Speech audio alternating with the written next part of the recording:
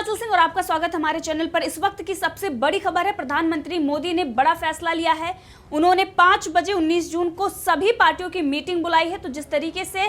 China ने धोखेबाजी से गलवान घाटी में वार किया था और उसके बाद हमारे सैनिकों ने पलटवार करके 50 चीनी सैनिकों को मौत के घाट उतार दिया है। अब मोदी सरकार ने चीन को घेरने के लिए पूरी रणनीति बना ली है और सभी पार्टियों की मीटिंग बुलाई है। तो कारगिल के बाद ये पहली ऑल पार्टी मीटिंग होगी जो सीमा विवाद को लेकर की जा रही है। तो गलवान घाटी में जिस तरीके से चाइना ने धोखेबाजी की, उसके बाद मोदी सरकार ने एक और बड़ा फैसला लिया है। रक्षा मंत्री राजनाथ सिंह व अन्य वरिष्ठ मंत्रियों से मुलाकात के बाद यह फैसला लिया गया है कि चीन के साथ अभी सैन्य वार्ता नहीं की जाएगी। तो बीते दिनों जिस तरीके से सीमा पर तनातनी चल रही थी और उसको कम करने के लिए दोनों देशों ने यह वार्ता शुरू की थी, लेकिन सोमवार रात जिस तरीके से चीन ने धोखेबाजी से वार किया और उसके बाद हमारे सैनिकों ने उनको मुंहतोड़ जवाब दिया और उनके 50 सैनिकों को मौत के घाट उतारा। उसके बाद मोदी सरकार ने यह बड़ा फैसला लिया है कि अब हम बातचीत से मामला को नहीं सुलझाएंगे। जिस तरीके से चाइना ये बात करता आ रहा है कि हम बातचीत से मामले को सुलझा लेंगे, यहां तक कि प्रधानमंत्री मोदी ने जब ये फैसला लिया उसके बाद भी चाइना का यही कहना है कि हम बातचीत से मामला सुलझाएंगे। लेकिन जिस तरीके से चाइना की विस्तारवादी नीति है और साथ में ही चीनी मीडिया का ये दावा है कि भारतीय सैनिकों ने जानबूझकर उकसाने वाले हमले किए हैं, जिस कारण गंभीर संघर्ष हुआ और सैनिक हताहत हुए। तो जिस तरीके से चाइना ने घुसपैठ करने की कोशिश की थी और उसके बाद भारतीय सैनिकों ने मुंहतोड़ जवाब दिया था और इस सिक्किम में और उसके बाद अब लद्दाख में भी जिस तरीके से उसकी विस्तारवादी नीति और आमने सामने चीनी सैनिक खड़े थे, एक तरफ वो मामले को सुलझाने की बात कर रहा था, लेकिन दूसरी तरफ अगर देखें तो जिस तरीके से वो वहां पर अपने सैनिकों का जमावड़ा कर रहा था, बंकर बना रहा था, ये काफी दिनों से चल रहा था। अगर बात करें ये 5 मई से जिस तरीके से सिक्किम में झड़पों की खबरें आई थी, उसके बाद चाइना लगातार ऐसी हरकतों से बाज नहीं आ रहा था। आधिकारिक तौर पर यह कहा जा रहा था कि हम बातचीत से मामले को सुलझाएंगे। यहाँ पर जब डोनाल्ड ट्रंप ने मध्यस्थता की बात कही थी, उसके बाद भी चाइना ने इनकार कर दिया था और उन्होंने कहा था कि हम आपसी जो मतभेद हैं, जो सीमा विवाद है, हम उसको सुलझा लेंगे। और यहीं पर भारत ने भी कहा था हम सक्षम हैं। लेकिन जिस तरीके से चाइना ने धोखेबाजी की है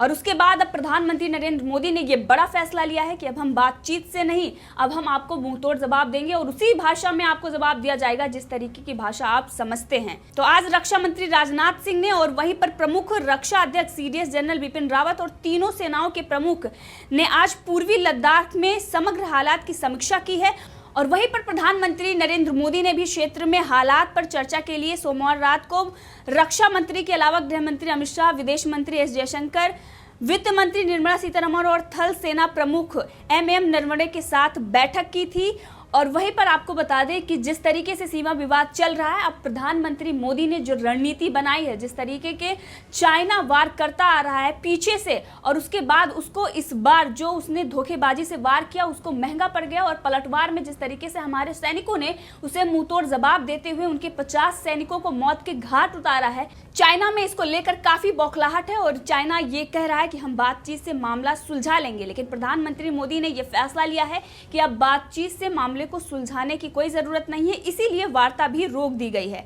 तो चाइना की ये जो धोखेबाजी है, अगर बात करें तो ये 45 सालों के बाद हुआ है। इससे पहले ऐसी खबरें 45 सालों के बीच नहीं आई थी कि जिस तरीके से ये धोखेबाजी हुई है। इससे पहले 1967 में नाथुला में झड़प के बाद दोनों सेनाओं के बीच ये सबसे बड़ा टकराव सामने आया है। उस वक्त टकराव में भारत के 80 सैनिक शहीद हुए थे और 300 से ज्यादा चीनी सैनिक मारे गए थे। चाइना इस पर आरोप लगा रहा है भारतीय सैनिकों ने 15 जून को 2 बार अवैध गतिविधियों के लिए सीमा रेखा लांघी और चीन ने कर्मियों को उकसाया और उन पर हमले किए, जिसके कारण दोनों पक्षों के बीच गंभीर मारपीट हुई। साथ ही उसने भारतीय सेना के इस बयान का भी विरोध किया कि गलवान घाटी में तनाव कम करने के लिए प्रक्रिया के दौरान सैनिकों के बीच हिंसक झड़पें हुई है। यूएस इंटेलिजेंस ने जिस तरीके से दावा किया है कि 35 चीनी सैनिक हत हुए हैं, जिस तरीके से गलवान घाटी में जो सीमा विवाद चल रहा था उस पे मामले को सुलझाने की कोशिश की जा रही थी, लेकिन वहीं पर चीनी सैनिकों ने धोखेबाजी से वार किया और जिसके बाद पलटवार भारत की तरफ से किया गया। लेकिन चीन जिस तरीके से इस पर झूठ बोल रहा है और वो दिखाने की कोशिश कर रहा है कि भारत ने पहले उस पर वार किया, लेकिन ये सबको पता है कि भारत पहले किसी पर भी वार नहीं करता। जिस तरीके से भारत आतंकवाद से लड़ रहा है और जिस तरीके से सिक्किम में खबरें आई थी कि चीनी सैनिकों ने घुसपैठ की थी और उसके बाद ही भारतीय सैनिकों ने पलटवार किया था, जिसके बाद चीनी सैनिकों को मुंहतोड़ जवाब देते हुए, करारा जवाब देते हुए उनको वापस भेजा गया था। उसके बाद अब ये लद्दाख में जिस तरीके से विवाद चल रहा था, पहले भी झड़पों की खबरें आई है।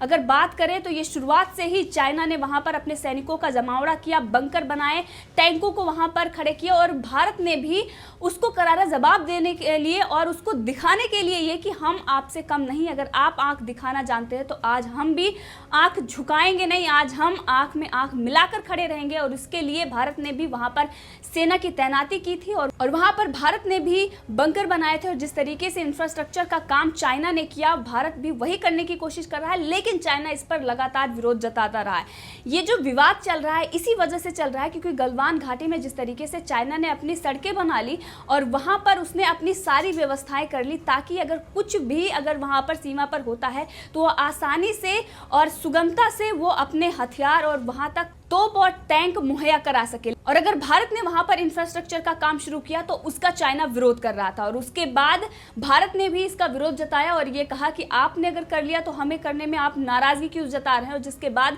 चाइना की बौखलाहट सामने आई। इससे पहले भी कई ऐसी खबरें हैं कि जिस तरीके से चाइना बौखलाया हुआ है, चाहे उसकी जिस तरीके से वो पूरी दुनिया में अलग थलग पड़ गया है कोरोना वायरस को लेकर। और वहां पर भारत ने भी अगर बात करें WHO में तो भारत ने चाइना का समर्थन नहीं किया था, जिसके बाद भारत को चाइना ये नसीहत दे रहा था और कह रहा था कि वो अगर G7 में शामिल होता है तो वो आग से खेलेगा। उसका ये मानना था कि भारत को चाइना के समर्थन में आना चाहिए था, लेकिन उसे ये पता नहीं है कि आज का ये भारत है, 1962 का भारत नहीं है कि हम हिंदी चीनी भाई भाई करते रहेंगे और आप हर तरीके से हमारे सैनिकों को आप नुकसान पहुंचाएंगे, हमारे सीमा पर आकर आप जो हमारी सीमा है उसको नुकसान पहुंचाएंगे, वहां पर आप अपनी विस्तारवादी नीति दिखाएंगे, दूसरी तरीके से आप आर्थिक रूप से भारत पर कब्जा करने की साजिश रचेंगे। आज का जो भारत है, आज का भारत बदला हुआ भारत है और आज का जो भारत है अपने दुश्मन को बखूबी पहचानता है और उससे लोहा लेना भी जानता है। जिसके बाद भारत ने करारा जवाब दिया था। जिस तरीके से चाइना की ये नीति रही है,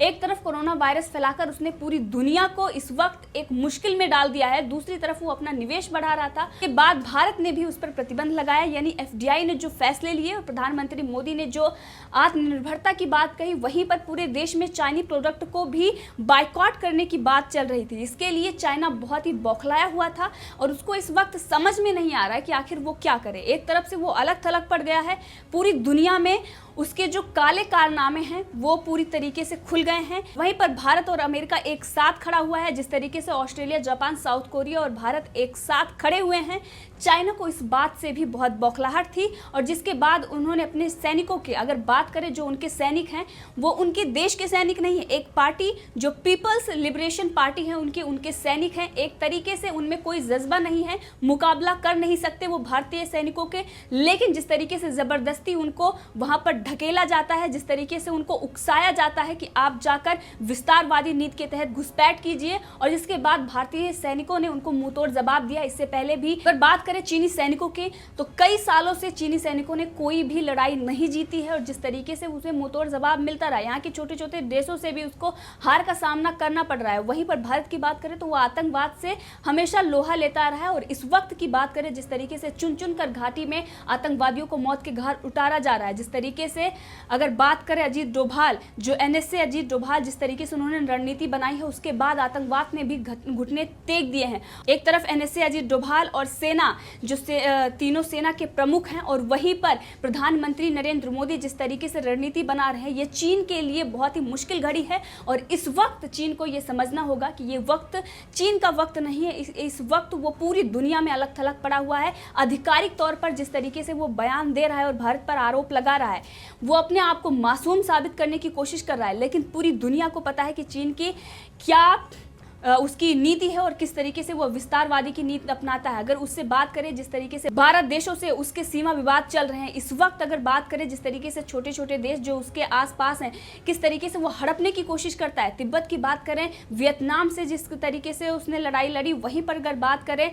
तो ताइवान से उसके जो झगड़े चल रहे हैं इस वक्त, उसके आपसी कलह जिस तरीके से हांगकांग में है और जिस तरीके से वो पूरी दुनिया में अलग थलग पड़ा हुआ है, इस वक्त चाइना के लिए बेहतर यही होगा कि वो अपनी विस्तारवादी की नीति छोड़ दे और अक्साई चीन को भी उसे भारत को सौंप देना चाहिए, क्योंकि ये वक्त उसका नहीं है। और अगर आने वाले दिनों में ऐसा कुछ होता है, इस वक्त जो स्थिति बनी हुई है ये साफ इशारा कर रही है कि इस वक्त युद्ध करने की पूरी तैयारी हो चुकी है। और अगर ऐसा होता है तो चाइना को इससे बहुत बड़ा लॉस होगा। एक तरफ से वो आर्थिक संकट उसके ऊपर मंडरा रहा है, लेकिन दूसरी तरफ से जिस तरीके से उसकी विस्तारवादी नीति है उसकी वजह से वो सैन्य शक्ति भी उसकी बहुत ही कमज़ोर है। उसके सैनिक भारतीय सैनिकों के मुकाबले में बहुत ही कमज़ोर हैं। जिस तरीके से हमने देखा कि हमारे सैनिक जो वहाँ पर शहीद हुए, लेकिन भारी मात्रा में अगर बात करें तो चीनी सैनिक मारे गए कि उनके अंदर मुकाबले और जज्बे की कमी होती है। वो सिर्फ और सिर्फ एक जॉब की तरह वहाँ पर रहते हैं। लेकिन भारतीय सैनिकों की बात करें तो उनके